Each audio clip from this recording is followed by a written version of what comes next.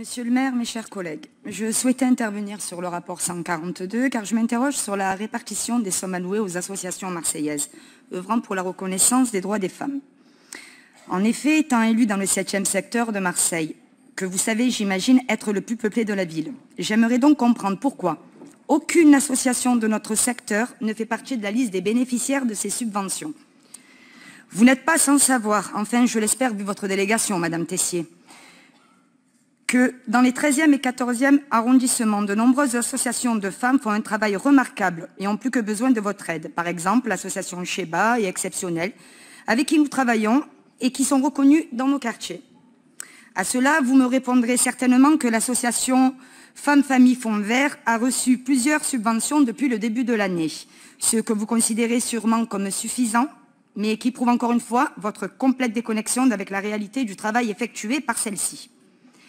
Je remarque aussi, et vous aurez l'occasion de m'éclairer à ce sujet, que mis à part une association dans le 9e, toutes se situent dans des secteurs emportés par votre majorité.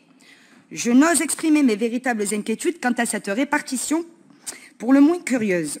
Je vous rappelle aussi que vous nous aviez affirmé, ici même, ainsi qu'au CLSPDR, que le 13-14 ne serait pas oublié. On voit ici quelle valeur nous pouvons accorder à votre parole. Les femmes de notre secteur font très certainement partie de celles dont les besoins sont les plus importants. Celles pour qui l'émancipation, la sécurité et la stabilité sont beaucoup plus difficiles à obtenir. J'aimerais donc que, pour une fois, vous nous concertiez, nous, élus de secteur, afin de travailler de concert avec les associations établies dans le 13-14, associations que nous connaissons bien mieux que vous, car si je ne m'abuse, et vous me corrigerez le cas échéant, vous n'êtes jamais allé à leur rencontre. Ces femmes méritent de la considération. Lorsqu'on veut lutter pour les droits des femmes à Marseille, on se doit d'abord de respecter toutes les femmes dans notre ville qui portent les valeurs et les principes de ce féminisme qui vous tiennent tant à cœur.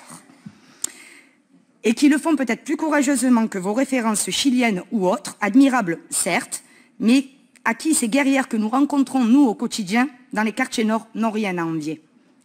Vous savez, ces quartiers que vous avez promis de prendre sous votre aile bienveillante lors de la campagne des municipales, mais qui attendent encore et toujours votre venue.